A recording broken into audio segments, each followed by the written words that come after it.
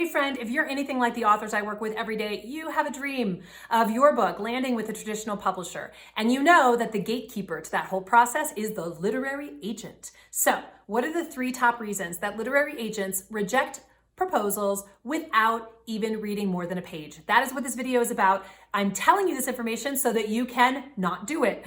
And I hope that that will be helpful to you. My name is Kelly Notaras. I am the founder of KN Literary Arts. We are a studio where we help people write, edit, publish, and get their books into the world. And I also have been a book editor in the US publishing business for over 20 years. I bring you all the information I learned during that time for free on this YouTube channel, so I hope you'll subscribe. And of course, if you want to get started right now, you can drop down below and get my PDF, which will tell you some great information to help you on your journey. It is in the description below. But for now, I want to talk to you about the 3 top reasons a literary agent might reject your book after reading less than 1 page. Okay, so first things first, I will say that I am mostly going to be talking about nonfiction here because that is sort of my center of gravity, but this works for fiction as well. So the thing that a literary agent is looking for, there's just one thing they're looking for. They're looking for a book that they can feel fairly sure or certain will sell a lot of copies. Because until they feel that it will be a sales success, they're not going to be able to convince a traditional publisher, most of which are corporately owned and some of which are even publicly owned, that it's worth taking your book on. The book business is that. It's a business. If you have a romantic notion in your heart that it ought not to be, we shouldn't even be talking about this. Unfortunately, today we live in a capitalist society. Book publishing companies stay afloat, pay all their editors and designers and salespeople and marketing and PR people and executives. They pay all of those people. How? By selling books. So they can't take on books they do not think are going to sell. And the literary agent community knows that. They know from experience that unless they have a few top points they can just present to the editors at those publishing companies that will convince that editor the book is going to sell, that they are going to be wasting their time. Literary agents don't get paid until you do, which is one of the cool things about working with them. But on the other hand, that means they are a cutthroat. They're not going to spend 1 second longer than they need to on a manuscript or a book proposal that they do not think is going to sell a lot of copies. Okay, so with all of that in mind, these are the things that they're looking for and the reasons why they might put your book proposal down. So first things first, I'm going to say most literary agents do not review the submissions that come in through their door unless an assistant or a lower level associate at the agency has reviewed it already. That's not always the case, especially if you're working with agents that just work on their own. But certainly if you're sending to one of the big agencies, you are definitely not going to be getting that literary agent reading it first. So the first person who's going to read it is going to be an assistant or an associate who is reading, I'm not kidding you, hundreds and hundreds of these a month. They are not going to keep reading if you have not followed their submissions guidelines. So that is number one reason a literary agent might not read past the first page is that they don't even get to the first page because you have not submitted the book the way that they request on their website. So the tip here is to go to the literary agent website of the agency that you would like to send your book to and find their submissions guidelines. I always suggest putting them in a spreadsheet because you're going to probably want to be looking at somewhere between 25 and 50 different literary agents. Yes, that's a lot of research, but it's all worth it when you find the agent that you want to work with, right? So you go to their website and every one of them will have a link that will tell you the exact submissions guidelines they're looking for. And if you do not follow those guidelines to the letter, they are going to assume you're going to be very difficult to work with. And again, they are trying to make their lives as easy as possible, as are all of us. And they're not going to take your book on if you can't follow simple instructions. So number 1, go to their website, follow their submissions guidelines. Okay, what's the second most common reason that a literary agent might not read past the first page of your book?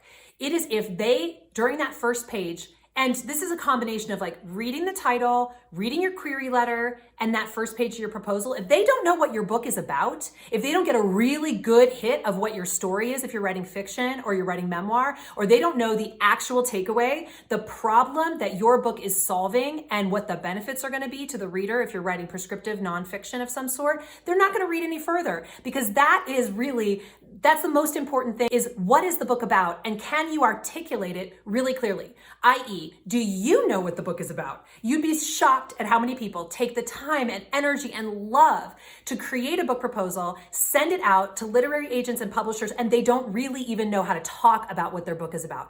I want you to be able to put the highest level, one sentence concept of what your book is about in that first paragraph of your book proposal, or the first paragraph of your manuscript if you're sending a full manuscript. We need to know what the heck this book is about. And if you're writing a memoir or you're writing fiction, we need to know what is your unique story in 1 to 2 sentences. I know you're thinking, I can't put my whole story in 1 to 2 sentences, but you can choose the one marketing hook that's going to capture a reader's attention when they're glancing across the bookshelf or scrolling through Instagram. What is that thing? What is the one highlight of your story that's the one thing that people always tell you, oh my gosh, I can't believe that happened to you.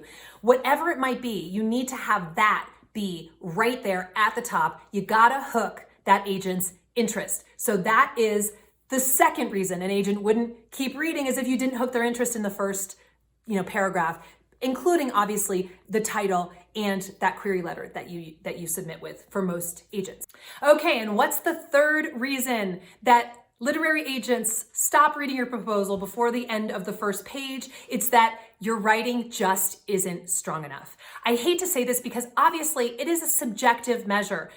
How do you know that if your writing is strong enough or not? And writing is actually something that some people respond to this type of writing and other people respond to this type of writing. So you might lump it in the same category. An agent will stop reading if either the writing does not speak to them, or if objectively speaking, the writing just isn't that good. So I always say, if you are a good writer, if you're a great writer, you know it because people have been telling you that your entire life. All of us have to write at some point in our lives, whether it's in school or in college or as part of our job. Some people simply just get feedback on their emails. People write back and say, wow, your email was really good. If you're a good writer, if you are extraordinarily good, and in fact, that's kind of the bar you got to cross, at communicating yourself in words, people will have been telling you that for a long time.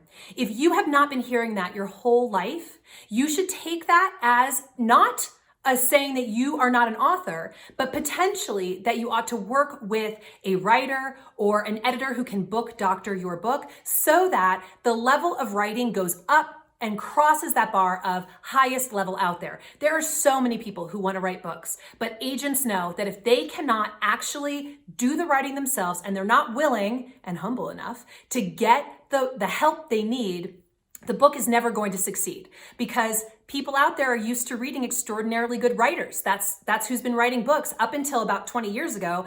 That was, a huge barrier to entry. Now anyone can publish a book. It's really cool. I like that anyone can publish a book. Anyone can self-publish, but it gets to the point now where readers have to be a little more discriminating, and they're not going to keep reading your book if your writing is not as good as the books that are out there being written by, extraordinary writers. So that's the third reason that agents will turn it down, is that the writing does not cross the bar. The good news about this one is that you can get help. There are a lot of people out there, including my company, knliterary.com. We help people all the time, but there are many editors and writers out there in the world who would love to work with you, who have the superpower of writing, who have been hearing all their lives, wow, you express yourself so beautifully in writing, or you are one of the best writers I've ever come across. If you can't say that about yourself, consider working with someone else who can. So once again, the 3 top reasons why literary agents will stop reading your book or your proposal after 1 page is if you didn't follow their submissions guidelines, if you can't articulate what you're writing about really easily right there in that title, query letter, and first page, and thirdly, if your writing just does not clear the bar and you haven't worked with someone who's a professional writer to make sure that it does. So what is the last thing I want to tell you? This is kind of an addendum. I said I talked about it before. Once a literary agent sees, wow, they can follow instructions. Oh, they really know how to talk about their book idea and they're doing a really good job at it. And they're actually a really good writer. Then they go and ask, how much of a platform do they have? So that's the very last piece that I wanted to leave you with. I actually feel like it's one of those downers because so many people know that they don't have that platform and they just want their book to be loved and taken in by a literary agent without it. But of course, as I said at the beginning of this video, literary agents know that book publishing is a business and they know that they will not get paid until you do. And you will only get paid if a book publishing company thinks truly they can make money off of you.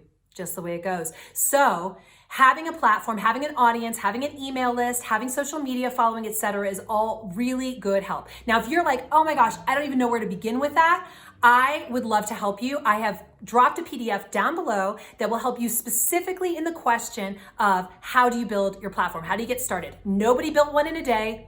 Everybody has, it takes, what do they say, 10 years to be an overnight success. So if you follow the instructions that I have down there below, that will help you, I think, a lot. All right. I hope this video has been helpful to you, and I look forward to talking to you again in the future. In the meantime, if you need any help at all, or even just a piece of free advice, you can find all of that at knliterary.com. And in the meantime, happy writing.